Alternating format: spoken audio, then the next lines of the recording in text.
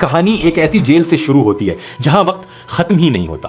Christopher heavens قتل کے جرم میں 25 سال کی سزا کاٹ رہا تھا۔ 2010 میں منشیات سے متعلق ایک جھگڑے میں اس نے ایک شخص کی جان لی تھی۔ وہ اپنی زندگی کے آخر میں تھا۔ جیل کے ابتدائی دنوں میں اس کا ایک قیدی سے جھگڑا ہوا اور اسے تقریباً 1 سال کے لیے تنہائی کی کوٹری میں بند کر دیا گیا۔ تنہائی میں وقت گزارنے کے لیے اس نے سوڈوکو حل کرنا شروع کیا۔ پھر اس نے دیکھا کہ ایک قیدی چھوٹے لفافوں میں ریاضی کے سوال بانٹ رہا ہے۔ اس نے ایک لفافہ مانگا، اسے حل کر لیا، پھر دوسرا مانگا، پھر تیسرا۔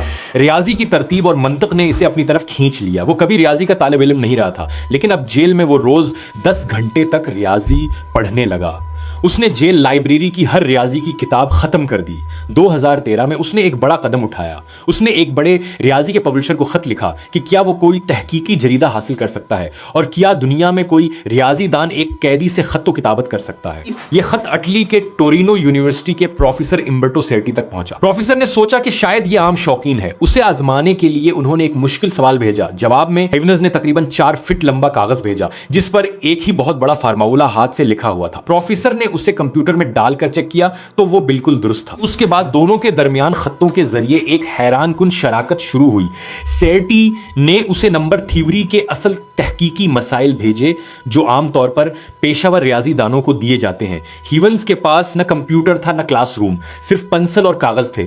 راستے میں کئی رکاوٹیں آئیں۔ جیل نے کتابیں روک دیں تو ہیونز نے انتظامیہ سے بات کر کے اجازت لی۔ اس نے ہاتھ سے لیٹکس نامی کوڈنگ زبان بھی سیکھی جس سے ریاضی کے فارمولے لکھے جاتے ہیں، اور ہاتھ سے لکھ کر بھیجتا رہا۔ پھر جنوری 2020 میں اس کا پہلا تحقیقی مقالہ ایک بڑے سے جریدے ریسرچ ان نمبر تھیوری میں شائع ہوا۔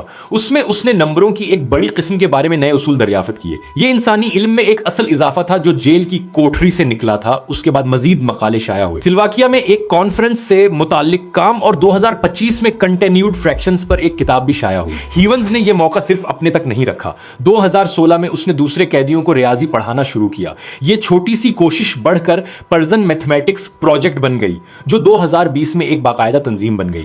آج یہ تنظیم ملک بھر میں 350 سے زیادہ قیدیوں کو رضاکار ریاضی دانوں سے خطوں کے ذریعے جوڑتی ہے۔ کئی جیلوں میں ریاضی کے حلقے چلتے ہیں۔ ہیونز خود ایک یونیورسٹی میں جز وقتی محقق کے طور پر بھی کام کر چکا ہے۔ اس کی کہانی یہ نہیں بتاتی کہ اس نے جو کیا وہ مٹ گیا۔ ایک شخص کی جان گئی اور یہ حقیقت اپنی جگہ ہے، لیکن یہ کہانی یہ ضرور بتاتی ہے کہ انسان صرف اپنی سب سے بڑی غلطی کا نام نہیں، تجسس اور محنت ایسی چیزیں ہیں جنہیں کوئی دیوار قید نہیں کر سکتی۔